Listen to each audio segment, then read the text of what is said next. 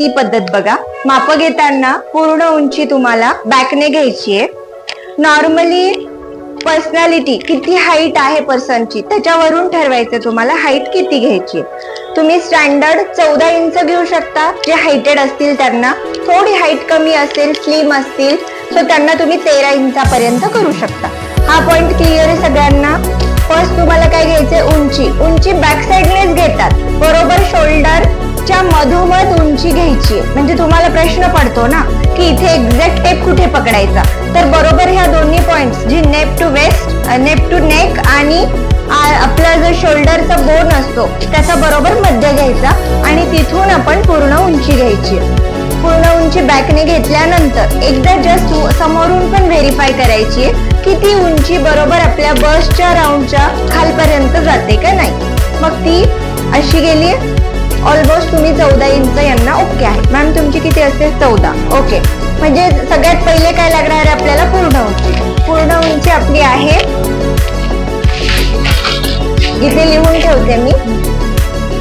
फुल height ती आपली आहे 14. ओके. त्यानंतर बस्ट राऊंड छाती घेर किती आहे तो बरोबर आपला जो मेजरिंग टेप आहे तो असा मधोमध ठेवायचा आहे. Okay normally. आणि आपले फिंगर्स आत असले पाहिजे सगळे, म्हणजे 40 इंचेस. याच्यात पण टेप नुसार तुमचे माप कमी जास्त होऊ शकतात. बारीक जो टेप आहे तो अर्धा इंच कमी आहे, तो लक्षपूर्वक करा. ओके. हे झालं तुमचं छाती घेर. त्यानंतर येतो कमर घेर. Waste round 34. बस्ट राऊंड आहे तुमचा 40. वेस्ट राऊंड आहे तुमचा 34. ओके.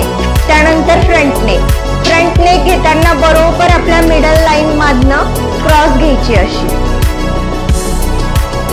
आता डिपेंड्स कस्टमरच्या आवडीनुसार तुम्हाला घ्यायची आहे. सो अशी क्रॉस मध्ये घ्यायची आपल्या मिडल पार्टला, तर ती बरोबर येते. स्टँडर्ड 7.5. अगदी कुणी हायटेड आणि हेल्दी असेल तर तुम्ही 8 इंचेस पर्यंत घेऊ शकता. त्यापेक्षा खाली जायचं नाही. ओके. आता आपण नॉर्मली यांना 8 इंच घेऊया. शक्यतो गळा पुढचा ब्लाऊजचा थोडा वाईडच घ्यायचा. 7.5 8 ओके आहे. 7 एकदम परफेक्ट आहे पण स्टँडर्ड फिगरला. आणि जर तुम्हाला कुणी म्हटलं की 6.5 घ्या किंवा त्या केसेस मध्ये तुम्हाला शोल्डर जे आहे ते जास्त मोठं ठेवावं लागेल. ओके. त्यानंतर फ्रंट नेक झाला त्यांचा 8 इंच. त्यानंतर बॅक नेक असं या. बॅक नेक क्रॉस मध्येच घ्यायचा मिडल पार्टला, तो 10 इंच. ओके. 10 घ्या किंवा कस्टमरला विचारा कितना चाहिए आपको, 11. ओके. म्हणजे मागची गळ्याची उंची आहे 11 इंच. त्यानंतर बाही शोल्डर घ्या. शोल्डर हा टेप जेव्हा असा ठेवून जेव्हा तो खाली पडतो ना असा क्रॉस मध्ये, तो तुमचा आहे शोल्डर बोन. आणि त्या बोन पर्यंत बोन टू बोन तुम्हाला मेजरमेंट घ्यायचे असतात. आता यांचं शोल्डर आहे 16 इंच. 16 इंच शोल्डर आहे. स्टँडर्ड तुम्हाला जर माहिती नसेल तर तुम्ही 15 इंच घेतलं तरी चालेल. ओके ठीक आहे. त्यानंतर बाही उंची घेताना जिथे उंची घेणार आहात, बरं आता आपण एल्बो लेंथ घेतोय, जिथे उंची घेणार आहात तेवढी उंची घेऊन तिथेच एक्झॅक्ट दंड घेर घ्यायचा आहे, म्हणजे स्लीव्ज राऊंड. ओके. 12. म्हणजे नॉर्मली तुमची बाही उंची आहे 10 इंच. 10 10.5. ओके. 10.5 बाही उंची आहे. स्लीव हाईट 10.5 आणि स्लीव्ज राऊंड म्हणजे दंड घेर आहे 12. ओके. त्यानंतर आहे ॲपेक्स पॉइंट. ॲपेक्स पॉइंट म्हणजे हा इथला, त्याला तुम्ही टक्सची उंची म्हणता ना ती पण म्हणू शकता. ओके.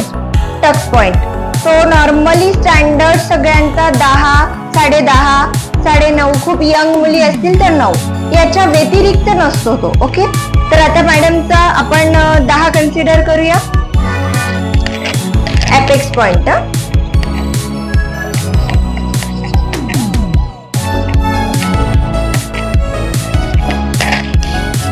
ही झाली पूर्ण तुमची मेजरमेंट्स मध्ये लागणारी मेजरमेंट्स आहेत पूर्ण उंची, त्यानंतर छाती घेर, बाही घेर, पुढील गळा, मागील गळा, शोल्डर, बाही उंची आणि दंड घेर आणि अपेक्स पॉइंट म्हणजे स्टक्सची उंची. ओके. त्यानंतर आता आपण ड्राफ्टिंग चालू करूया. थोडंसं उभं राहून तुम्ही बघू शकता.